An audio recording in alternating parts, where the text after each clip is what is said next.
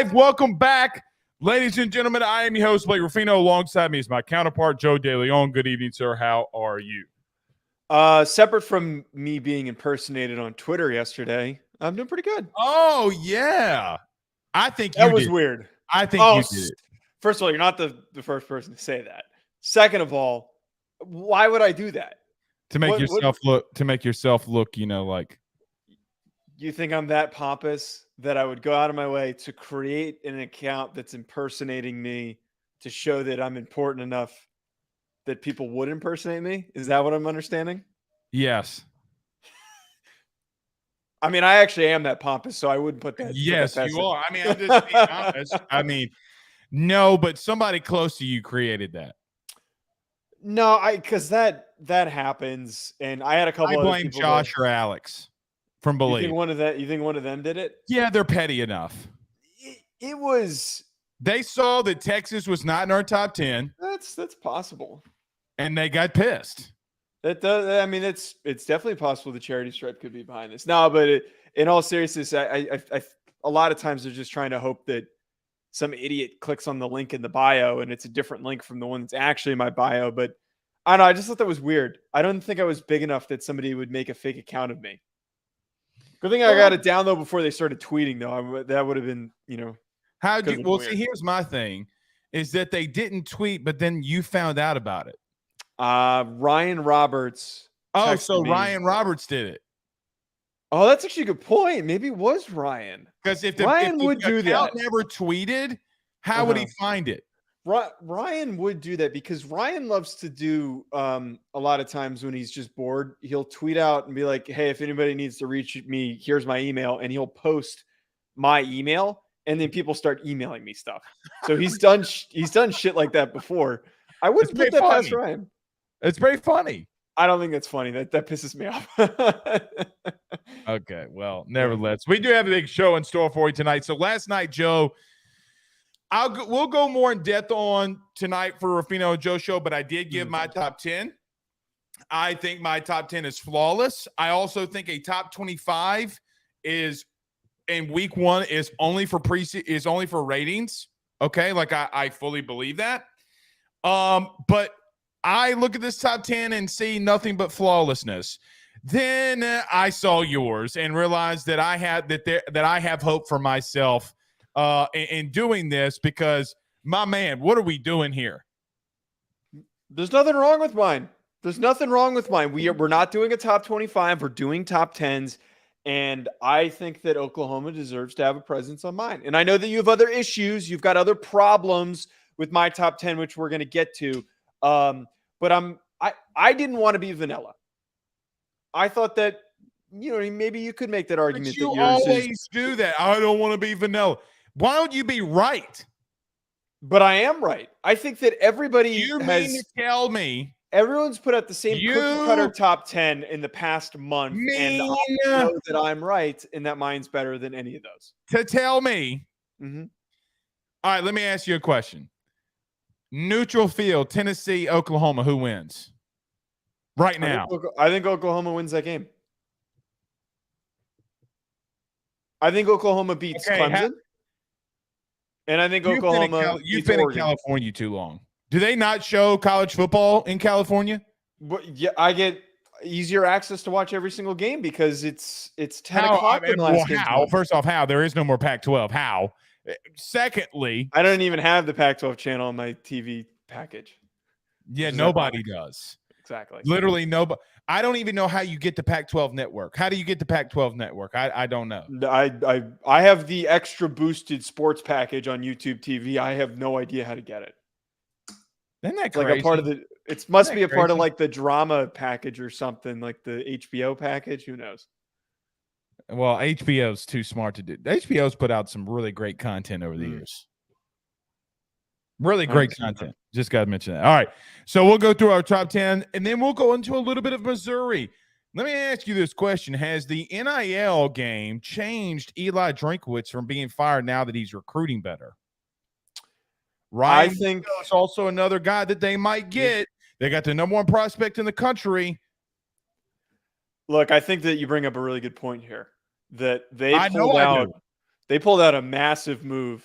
And like their class was okay. Like they were doing, typical stuff. No, that their usually class was not okay. Joe, they were in the 70s. Okay, good point. It was even worse than okay. Yeah, they were the last rated team in the SEC, including Texas and Oklahoma. Like it was not looking good at all.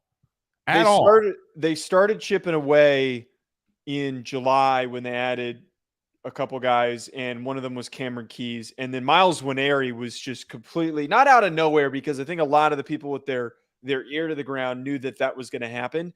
But that might be, as you're talking about here, in line with the new NIL law that allows kids to get paid sooner.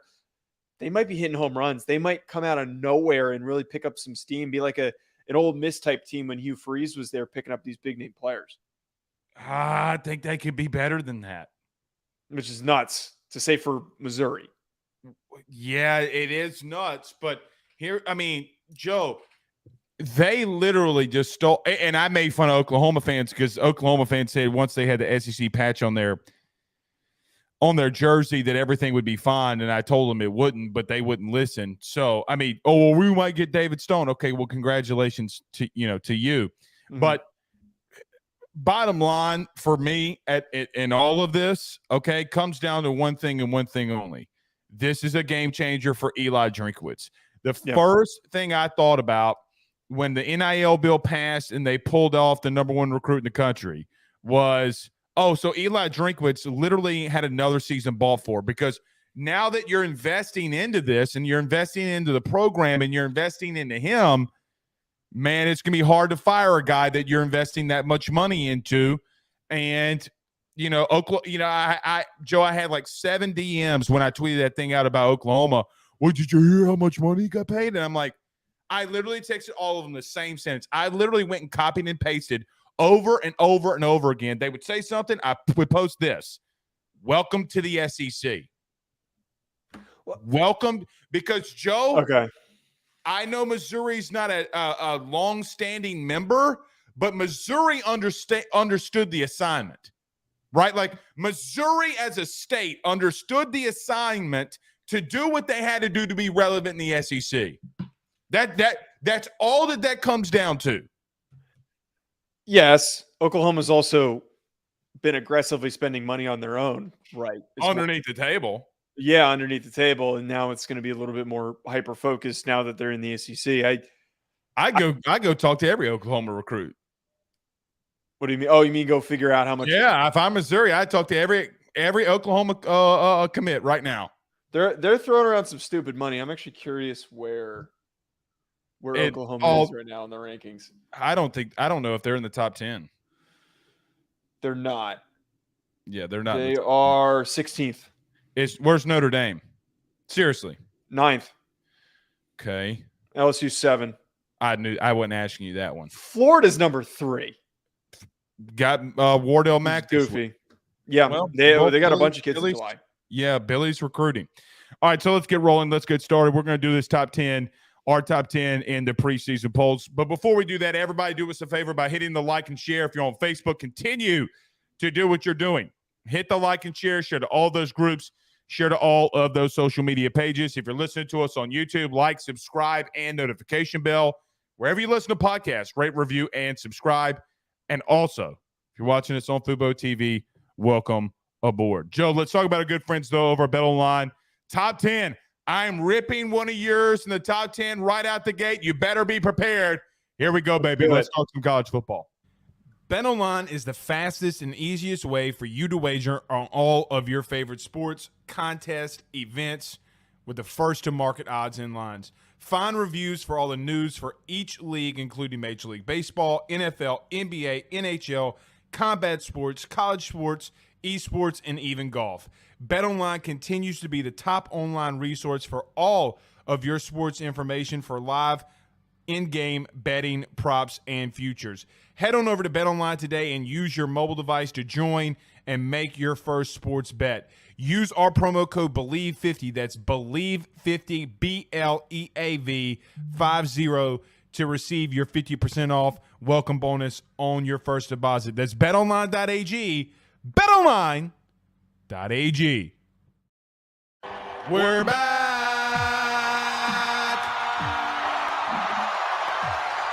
Texas isn't. All right. Which They didn't make either of our top 10s. They did Shocking. not. Shocking. Is it though? Not for us. We've literally taken a shot at Texas every single episode.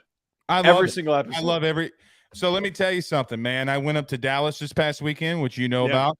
The number one wide receiver in the 2025 class, Corey Moore, the man, committed to LSU. What an experience. Shout out to my brother Brett. Was not really liked when I got there from some Austin fans, I don't think. Really? No, what do you mean? Okay. They were great. Yeah, No, they were great. Yeah, they were great. Wait, I have to ask you. Oh, wait, go ahead. Got to meet and talk to Colin Simmons, Caden Durham. Dude, they legitimately, you want to hear something nuts? They probably have 25 to 30 kids that will play D1 football. That's insane, but also it's Texas. So I but that's nuts though, buddy.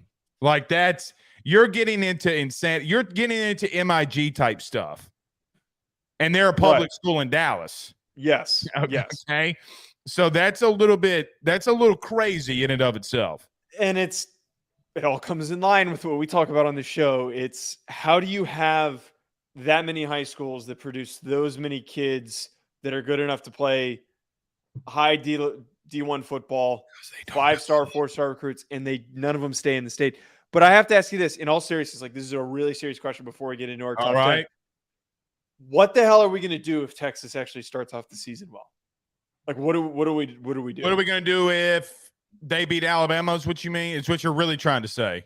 Yeah, I mean that's one of their first games, so I didn't even think of it that way. But yeah, they got Rudy Poo State week 1, and then they basically that question that you're asking me is like, what are we going to do if they beat Alabama? Well, 2 things will happen. Number 1, the question will still remain: is Texas a good team? Okay, because of the fact we all turn to, well, hey man, is Alabama and Saban really slipping? So I think that conversation, and unfortunately for Texas, if they win, it will have nothing to do with them. A lot of it will have a lot to do with Alabama. Oh my God, I'm kind of rooting for that to happen, that Texas wins, because that is going to be. I hope they get their asses kicked. It is going to be an insane news cycle week. That Joe, is going to be a I will tell you though. Week. I will tell you, and I don't mean this. And I really mean this wholeheartedly. Bama does not have to win. Saban's legacy is written in concrete, okay, in stone. All right, it doesn't matter. He could lose the next 40 games; it wouldn't matter. Okay. Texas, if they lose to Alabama again in week 2, they will be 0-4 against the SEC in their last 4 matchups. 1-4 in their last 5. One of that win coming in a bowl game. And Joe, some of those games, their defense was getting their teeth kicked in. They're not ready, but I don't want to spend on that because that's just maybe a little bit of a preface of what we will be talking about in week 2, and I'm looking forward to that. But I do have an issue. If we're going to talk about issues, I do have an issue. Okay. All right. So you want to read off your top 10 and then let me tell you my issue here? Just read it off. Okay. So my top 10 for our audio listeners that I posted on Twitter as well. If you like the other many haters that I get every time I post a graphic or whatever, want to go and comment on my Twitter, feel free to at Joe DeLeone. Number 1, Georgia. Number 2, Michigan. Number 3, Florida State. Number 4, LSU. Number 5, Ohio State. Number 6, USC. Number 7, Washington. Number 8, Alabama. Number 9, Penn State. And the controversial pick at number 10, Oklahoma. Go cry about it. Okay, so listen. let me start off here. I'm not going to go Oklahoma, but I am going to go at Oklahoma for the second thing I talk about here. Joe, it's so funny because if I was really good at making videos, I would have gone back 2 weeks ago and I would have clipped you saying the following: Notre Dame is beating Ohio State.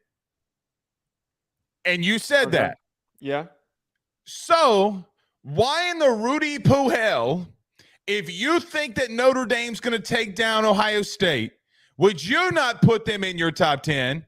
But a team that you think could go 9-3, 8-4, you have in the top 10. Can you please explain to me how all that shizite you talked about, okay, and then ultimately you come to the same conclusion I did 2 weeks ago about them? Yeah. Can you defend yourself? Okay, first of all, and you can point out if this is bad logic, which I'm sure you will, I'm not going to show up here and make the ultimate homer pick. I'm just not going to do it. I'm not going to set myself up for that. If I'm going to get criticized, I'd rather get criticized for my Oklahoma logic, which I think is so you're worried about what people are saying about you? No. That's not at all what this is. I think it would be really a massive homer pick for me to put Notre Dame in the top 10 right now. I'm bullish on Notre Dame. I have gone as far to say that I believe that Notre Dame will beat Ohio State, and I stand by that statement. But right now, preseason poll coming into the beginning of the season, I can't rank them in the top 10. I can't. Ohio State has more talent on their roster across the board. This is going to change as soon as Notre Dame beats Ohio State. I promise you that. This is my preseason poll. And if theoretically, wait. If theoretically, and the argument is this fully predictive? Is this how I think that things are going to match up? They can still finish in the top 10, Ohio State, with 2 losses, can they not? If they lose to Notre Dame and Michigan, those are their 2 losses. I think that is feasibly possible for them to finish. I do think they'd be pushing it a little. If they're in the top 10, they're 8, 9, or 10. Like they're not in the up. They're not, they're not like the number 6 team. And you know what they wouldn't be able to do? They wouldn't be able to be above both Michigan and Penn State, which you have them ahead of. So when I look at them, okay, listen, if you really believe, and I got to admit, I said this last night on AYS, and Believe is going to have to admit, your boy was pretty spot on in the top 10s last year. I had 1 week that I looked like a Rudy Poo, and because I had COVID. Okay? That's interesting. No, not interesting. Okay. I got almost every one of those suckers right. Okay. I remember, boy put LSU at 10 because he's a homer. And then they go clap Bama's cheeks. If you think that Notre Dame is going to kick this snot, because wait. I didn't come on here and say that Notre Dame's going to blow them out. I think that they win a close football game. Okay. Is what I said. They can't have 2 losses and lose to Penn State and Notre Dame and Michigan. Okay.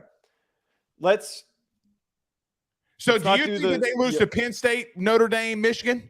We're going to trip ourselves up so much if we try to do what if they have this record or that record? Let's just remove that. Okay. Let's compare rosters. Can we do them? We're comparing rosters. But the problem with Ohio State is, in this argument, we did that 2 weeks ago, though. So you and I have compared them before. So now my thing is saying, so to start off with the opening segment, when I said, Joe, you already compared it. So now I'm coming back and collecting on, hey, man, how? We said this in the last show, that a lot of the driven logic in these top 25s should be, it is not, but should be, ranking based on does the teams around each other, who wins on a neutral field. Bear with me for a second. I don't think it's ridiculous for me to say that Notre Dame wins at home against Ohio State after losing to them last year. But if both these teams played on a neutral site field, Notre Dame probably does not win that game. The problem with that logic, though, is, Joe, they're not playing in a neutral site, and they have schedules where they're going to be playing teams either at home or on the road. And that has to be considered. But let me tell you this. But that's not what I'm talking about. I'm just talking about purely if they faced off with one another, there was no home field advantage. I know that they're not.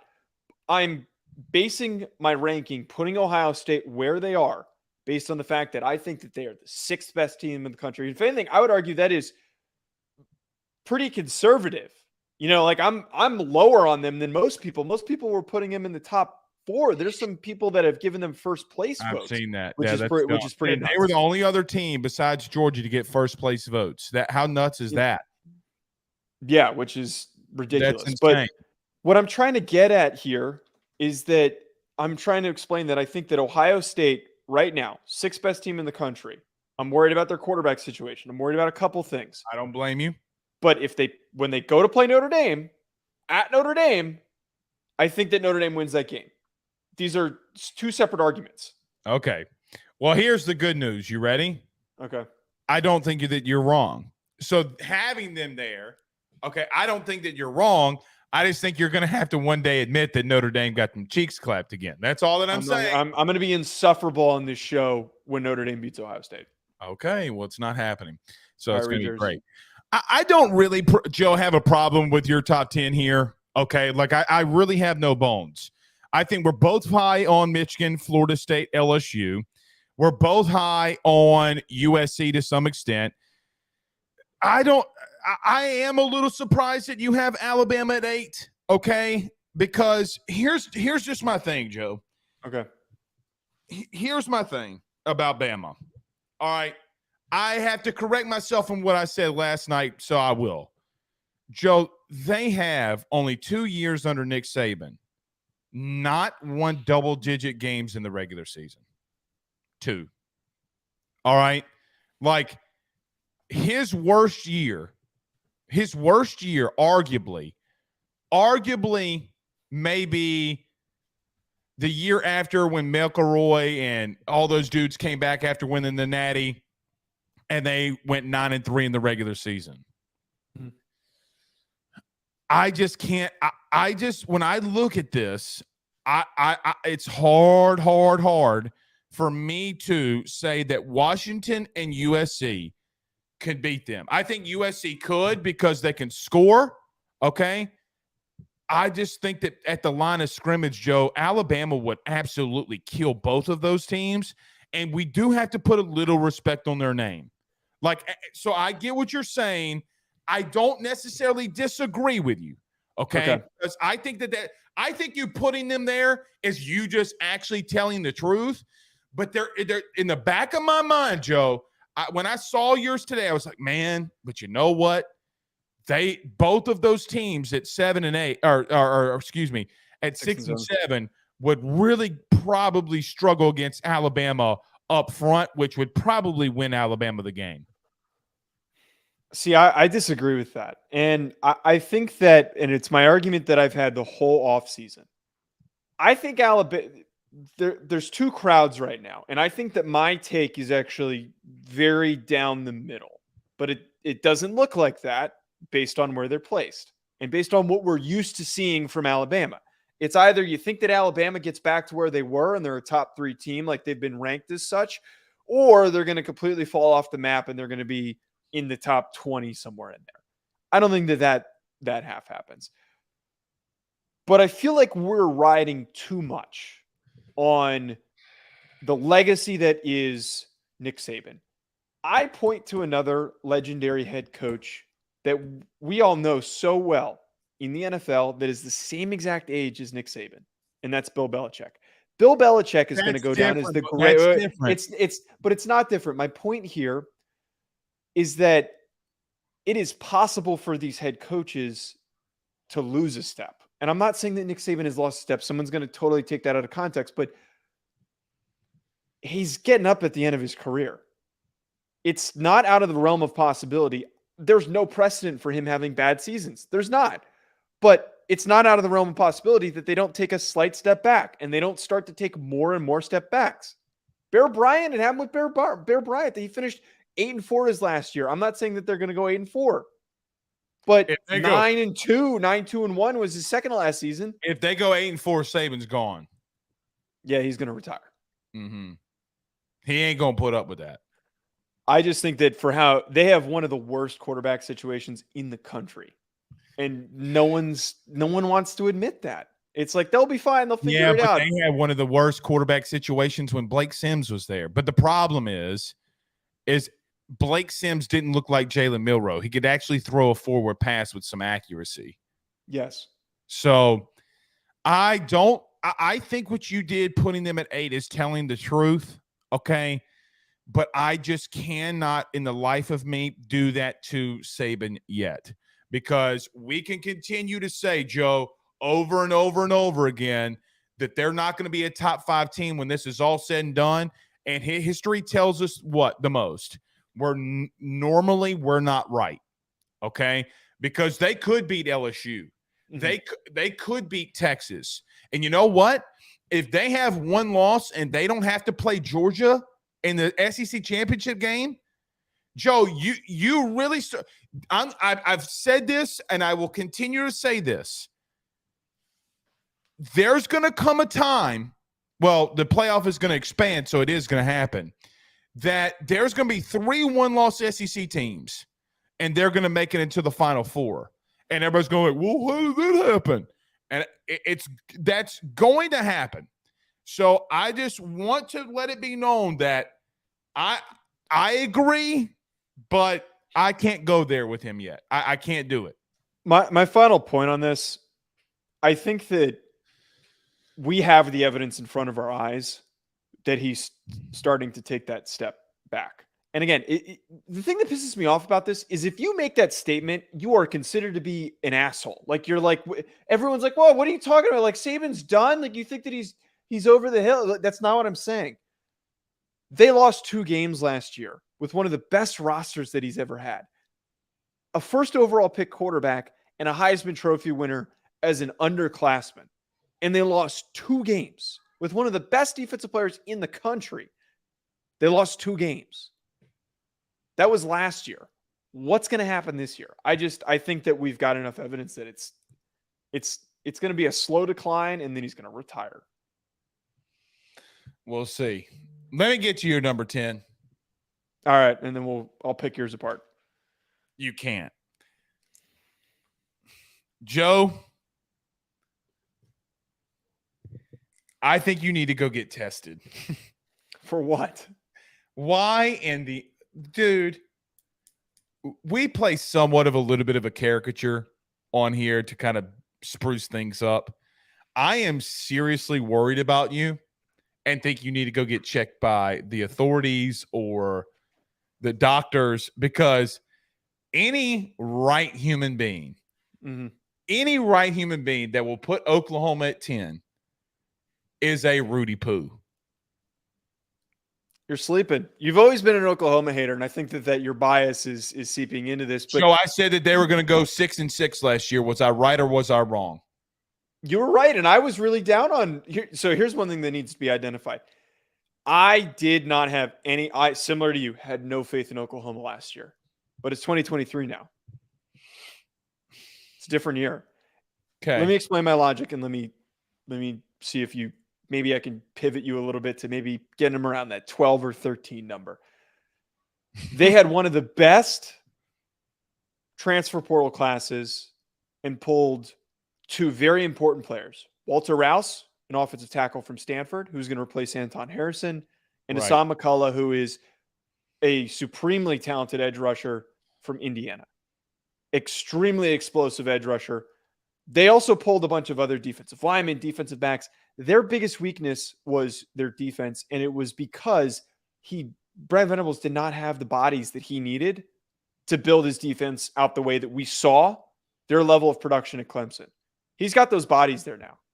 I think the way that they played against Florida State, a game that the fact that was a matchup, a top 15 Florida State team played a As you just told me that was last year. It doesn't matter. Played a 6-6 Oklahoma team, and they played them down to the wire. I think that game is more reflective of what they can do offensively, what they can do defensively, and they have so much more talent this year coming into 2023. Yeah, but they don't deserve to be there. Why? Because you got to go based off of what they added, and I do agree that they added some good pieces. But Joe, what we cannot do is take a team 6-6, 6-7 from a year ago, use a bowl game. Okay, I'm not using that as my main. Okay, source of evidence here. Regardless, they don't deserve to be in the top 15, in my opinion. Because when you do have a losing season, and they had a losing season, okay? Mm-hmm. Just because you're a brand, LSU, just because you're a brand, Florida, just because you're a brand, USC, before Riley, just because you're a brand, Stanford, doesn't really mean anything. You know, teams get Baylor. Baylor's a prime example too, Joe. Well, last year they won the Big 12. Okay. Sounds good. We had him at number 10. The polls had him at number 10. And I was like, I love Dave Aranda. They have no business being at number 10. Neither does Oklahoma. Now, the only thing, okay, that would save them. And you know what's interesting about Oklahoma? Mm-hmm. Is there's only one team, Joe, that they play this year, one, in the regular season. Like, we keep talking about Georgia's schedule and it being weak. Right? Like we do. Oklahoma has a soft-ass schedule, and I think that they're going to – I said they have a they're going to win the Big 12. Okay? Yeah. That's why I would keep them maybe at 16. But the only reason that they would be a 10-2 team is because there's only one team that has a projected more than 6.5 wins, that being Texas. Everybody is 6.5 and below. They do not play a good team. I think, no, maybe it's 2. I think TCU has 7.5. I mean, we've seen Brent Venables fail just because, and we saw this with Lincoln, we saw this with Brian Kelly, just because you had players leaving the portal, so did everybody else. So everybody else in the country has a lot of people leaving. You're not excluded from that, okay? He had to replenish, and I get it. They have some talent, and I get it. Offensively, they're going to be better, and I get it. But let's not act like for just one freaking second that they deserve to be in the top 10. That roster is good enough to be in the conversation. And I think that we're riding too much off of the taste that they left in our mouth last year when they finished 6 and 7. Who left what in your mouth? All right. I knew as soon as I said that was coming. We remember it was coming. God damn it. I almost said the F word. I'll wait till you finish. Wait till you're done. I'm done. I'm done. We are too focused in remembering the TCU and the Texas games, and that is not reflective of who they are. Final thing on this. You pointed out that the big name brands shouldn't just be put in there. I deliberately put Oklahoma in there over Clemson for that reason. I didn't want to just stick, because we did this last year with Clemson. I'm not putting Clemson in there until they prove to me that they're fixed offensively. Joe, they were 10-3 last year.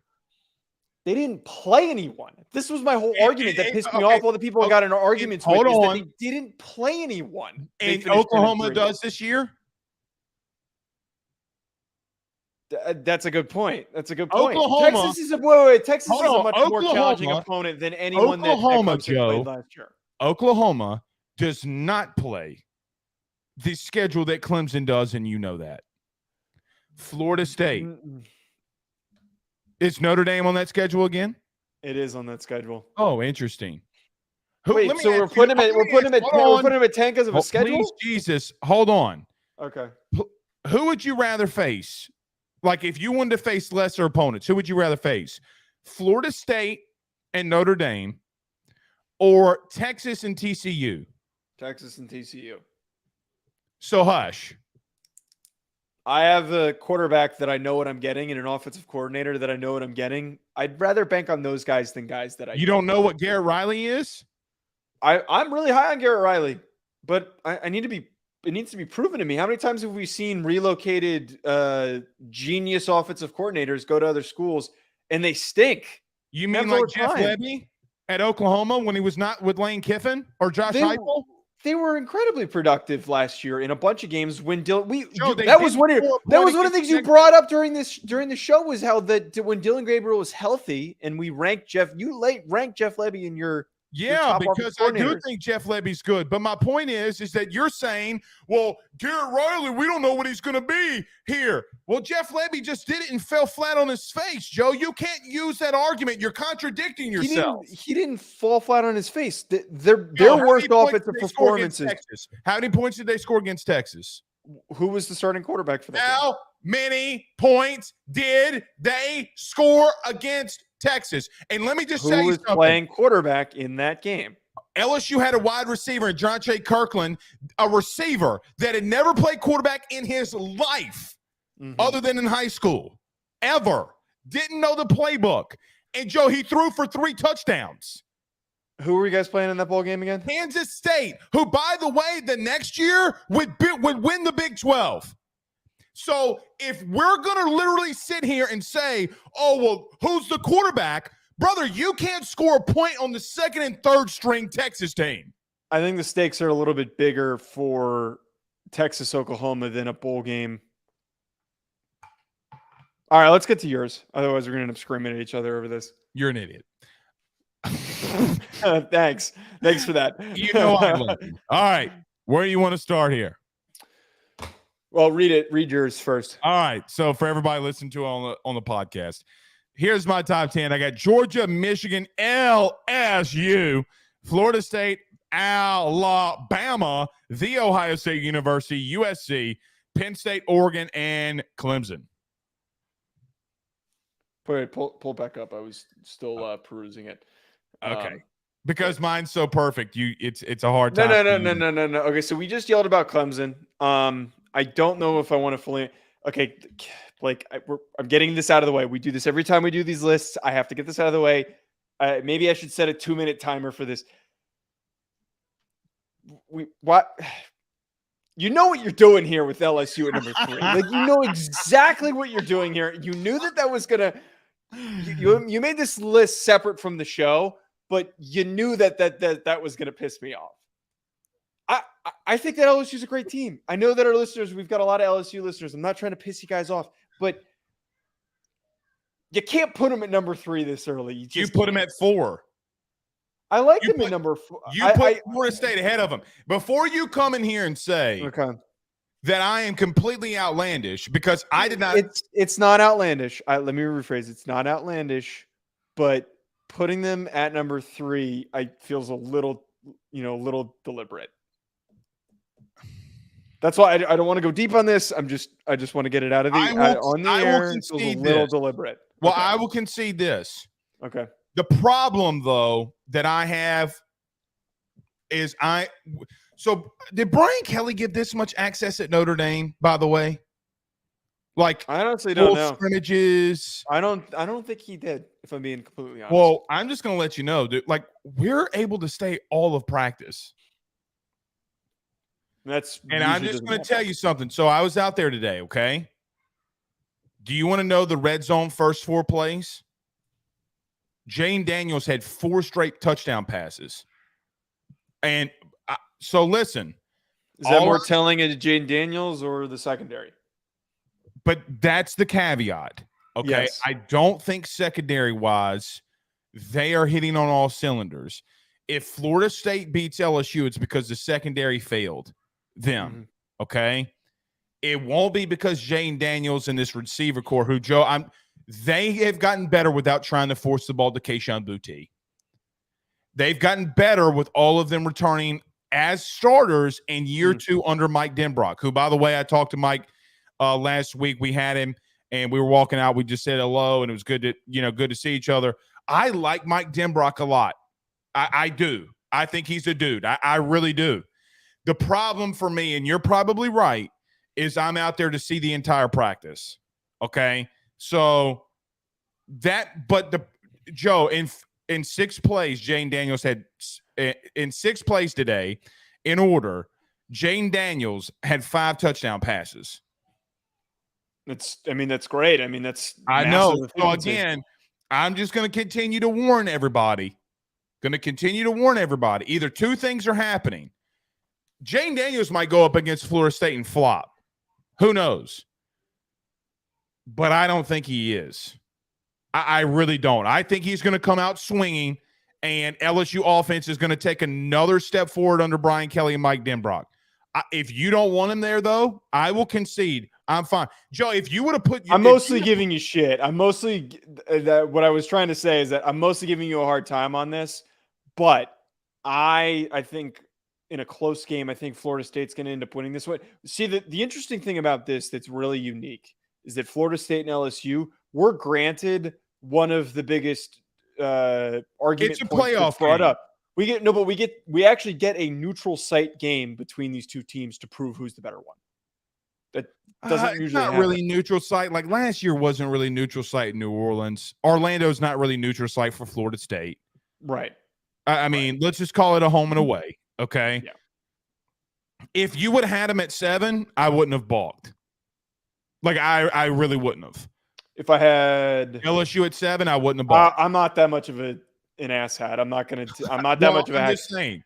Like I really wouldn't have. All right, what else? Go ahead. Well, all I was going to say is I'm surprised by generally the amount of people who are putting Florida State really far back in these top 10s. That's really surprising me. I got to talk about here. I don't know if this is like a big gripe for me because like I'd put Oregon at like 12, but like why do you not like Washington, but you like Oregon that much? Washington was number 11. Washington needs to be ahead of Oregon. Washington, I actually went and looked this up when I was doing. I just think Dan Lanning has recruited more. Okay. Dan Lanning has recruited better, and I think that you know that. He has, but I don't know if all that talent is going to be on the field this year. I think he's still using Mario's roster. Most of it. It came down for me as I just don't think, and maybe I'm wrong, and people have been getting on to me about this. I just think Oregon's fronts are better than Washington's. Like, that's it, Joe. Like, that's my argument. I think quarterback, wash. I think running backs, wash. I think Washington has the better receivers. But I do think that Oregon has the better DBs, okay? I can make an argument for the front 7 of Oregon. Like, I mean, I really feel like I could. I take them out, put Washington in there. It does like that point doesn't matter to me. I think I told you this. I think they're cannibalizing each other. They probably will. One thing I did find out though today when I was doing just some notes for this, I looked up that one resource that I loved, which is returning production. I actually didn't know this, and I've talked about it without having the stat. Washington has the best returning production out of any team in the country. So I still stand by that. And I think that Washington deserves more respect. I almost, you know what? This is not even you know how I'm a sucker for returning seniors in production. Yeah. This isn't so much a gripe with yours, but more of a commentary piece because you put USC at 7. I put USC at 6, and it pained me a little bit to do that. And it's not because Oh, go ahead. No, I was just going to say it's not because I don't like USC, but like, are we really that confident in USC? I just put Bama ahead of them. That's it. Here's the thing with USC. They are young defensively. Joe, they're talking about Tackett Curtis, the kid from Louisiana, who was a borderline 5-star starting at middle linebacker. They're in trouble. Offensively, though, they ain't in trouble. No. Okay. No. They're not in trouble. So, buddy, let me tell you, they're going to score a lot of points. But they going to score a frick load of points, and you know it. Don't lie to yourself. I think that's why I'm willing to put them where I put them at 6. But if anyone has a more, I'm trying to think how I want to phrase this. If anyone falls out of the top 10 out of any of these teams, it's USC, in my opinion. Out of any of these teams for the both of us, it's USC. For me, it's Penn State. Really? Why? Yeah, because even though I'm really high on Penn State, okay, and I've been vocal about being high on Penn State, James Franklin still got a lot of all teams on here, Joe. So basically we have the same. The only thing that we don't have the same is that I have Oregon in there and you have Washington. I don't have Clemson. And you don't have Clemson, but I mean, we're being kind of nitpicky at this point. That's the whole point of the show. Correct. So for me, when I look at this as a whole, okay, I don't know, man. I got serious questions. There is a lot of last year there was a lot of uncertainty. This year somehow there is more uncertainty. And I think it all comes from the top down because like Georgia is not even a slam dunk. I think they're the only shoe in. But we're kind of banking on we're banking on Bobo and Beck. No, I'm banking on that they don't play a damn soul worth a damn. That's true. That's true. I don't know, dude. That's what I'm banking it on, buddy.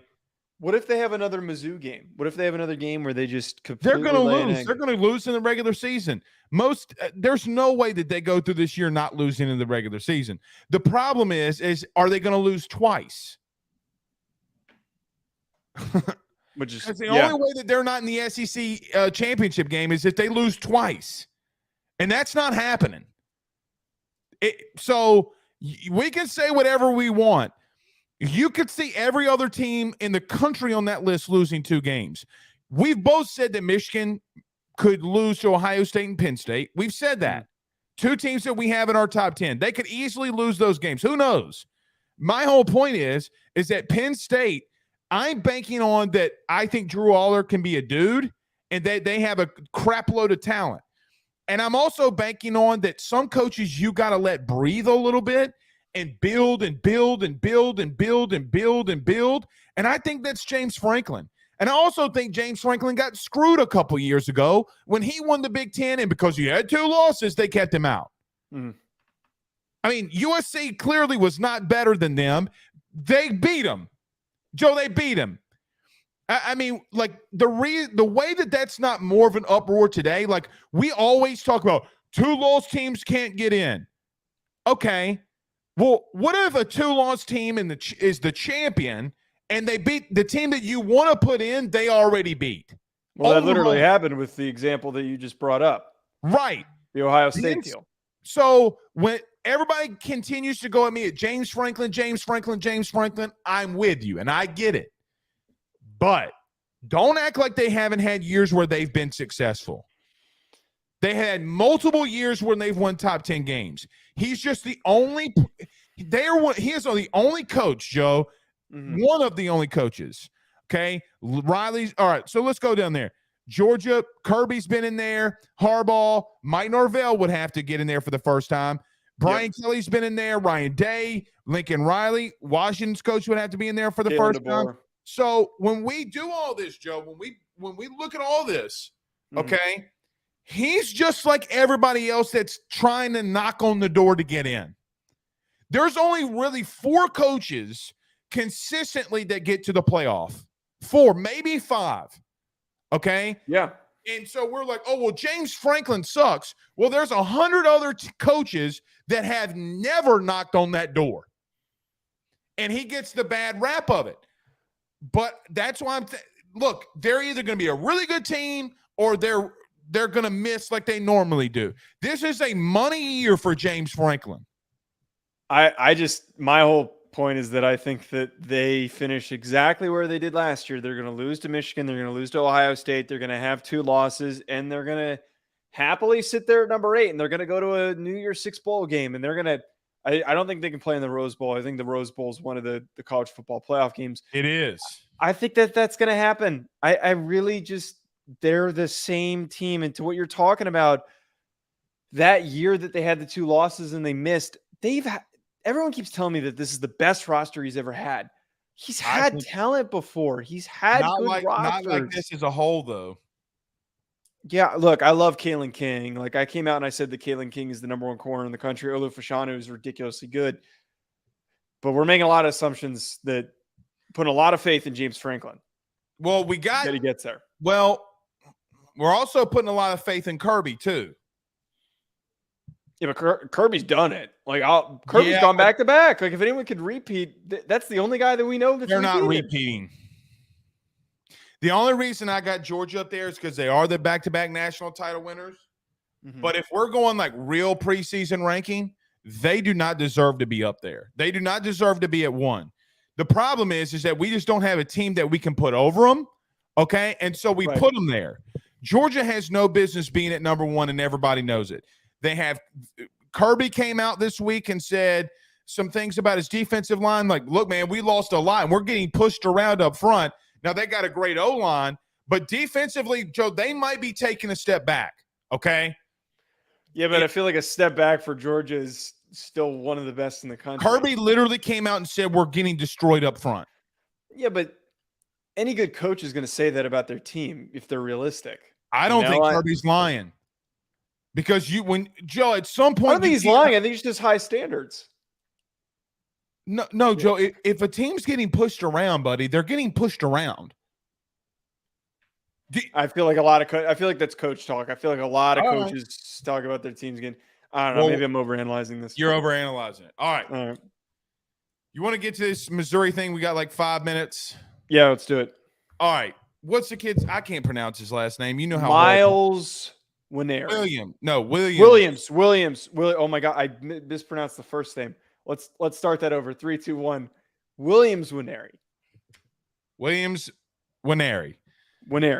Well, number 1 player in the country. You know how bad I am with names. Joe, very quickly, game changer for Eli Drinkwitz, because this NIL bill, if you hadn't heard, Missouri passed a new law where players can sign the financial aid agreements before they even enroll or enter into on campus. And so, Joe, they can get paid NIL money, okay, before anybody in the country will be able to do it, and it can be legal. Now they're in for 5-star wide receiver Ryan Wingo. They are knocking on the door. And you know what, Joe? If they're going to pay people like that, they're going to start flipping some kids out of the SEC. I'm just telling you, they're going to start flipping some kids. Look, I think that this edition is so significant for a couple of reasons. One, you get the monkey off your back if you're Eli Drinkwitz. And what I mean by that is, this is kind of gross thing to say, but he's popping his cherry. He's first time getting a massive recruit. And I think that once you have that confidence and you're able to get a kid to commit that is local, that is committed to building up the local football community and getting guys from the state to come commit, it's significant for the long-term growth of your program. A guy like Williams Nwaneri is going to want to try and keep as many guys in the state as possible. A lot of the guys are committed elsewhere. A lot of guys in Missouri have always committed elsewhere. And Missouri, frankly, look, no one ever really admits this.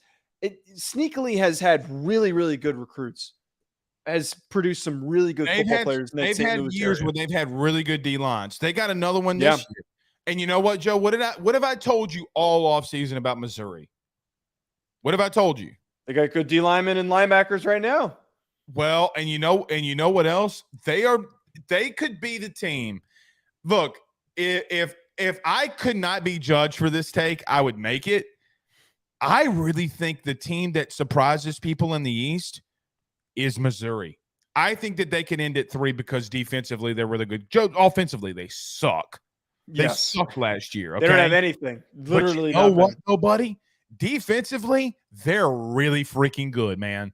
And so, okay. And this isn't like Big 12 good. This isn't Big 10 good either. This isn't Iowa. Like, this isn't if Iowa would have been, in the SEC, that defense would have gotten clobbered. Okay. They're a good defense in the SEC, buddy. That's saying something. So they're going to go out there and continue to get recruits. Ryan Wingo is trending them now. They're going to flip some players. And you know what? It buys Drinkwitz time like it did Jimbo Fisher. Okay. To say, well, look, man, we just got all these recruits. We can't waste that. So now he might not get fired. Now, if he goes 3-9, they're going to can his ass. But you know what I mean. And the other thing, too, is you don't need to have 3 5-star kids, even 2 5-star kids to to prove that you're building something. One kid and a bunch of really good 4-stars is how you. I disagree. He's got to get one Really? more. Yep. You think so? For Missouri. For Missouri. Yes, because you know who else had to do that same exact thing before kids really started going there? Who? Hugh Freeze. That's a good point. He had to get two of them. When you're building like that, and a school that's out of the unknown, you can't just get one because Joe, like Arizona got one, and other teams have gotten 5-stars that really don't belong. Okay, like Nicholas Harbor went to South Carolina. Okay, so he could run track. That was literally the reason why. And their track team stinks, I think. Yeah. But then you get 2 to go to Missouri. People are like, oh, so they paying. Well, I feel like we were less like we didn't spend the time talking about Auburn's moves, and Auburn's made some crazy signings over the past month. We did talk about it. Remember, because they flipped from Alabama and Georgia, and everybody was like, "Oh shit, here he go." See what I mean with Drinkwitz? You give him money, but there's more of an expectation. There's more expectation for Auburn to do that than Missouri. Like Missouri has no. I agree with you. Business getting anybody, not to flip recruits from Georgia and Bama, your two biggest rivals. Like that's on another level. Okay. So look, all I'm going to say is this. Mm-hmm. All I'm going to say is this. Watch out for my man Drink. He's coming. That's what she said. Always on cue. The end of the show. Said Freeze paid for his. Drinkwitz is doing it too. Yeah, they have a whole new. What are we talking about here? A whole new NIL. If you think Brian Hartline wasn't paying for all those receivers, bro? Hold on. Ohio State fans, do you really believe that Brian Hartline is just that great of a recruiter and not paying kids? I think it's a little bit of both. But part of what I was kind of getting at, though, is that now with this new NIL law in Missouri that allows kids to apply for financial aid and get paid early. So is Drinkwitz. Drinkwitz is illegal. Joe, to your point, it's legal. Even more legal. It's even more legal because these kids can get paid earlier. But I think with that new law and seeing Nwaneri get that bag, a lot of kids are going to be like, wait a minute, I can get my money early? You're telling me I can get my money now? Instead of having to wait. I think that to that point, they're going to get Wingo. I can see it happen. They're going to get somebody else. Watch them end up with 3 and being like the top 10 of recruiting. Everybody's like, oh, shit. That would make me so happy. I still think, and I know we got to get out of here for your next show, if Saudi Arabia funded a team, I would want Missouri for some reason. Would be hilarious if they were like insanely good because it's just so random. It's such a random team. Well, and not a random private team like Vanderbilt, so you can't pick them. But if Missouri started getting money, maybe somebody in Saudi Arabia listened to this show and is secretly doing what you asked for. Yeah, you love the Saudis a lot. All right, we're out of here. We'll see y'all. We'll see about Saturday. I might be at the LSU scrimmage, but we'll talk about that. See you guys soon. Peace.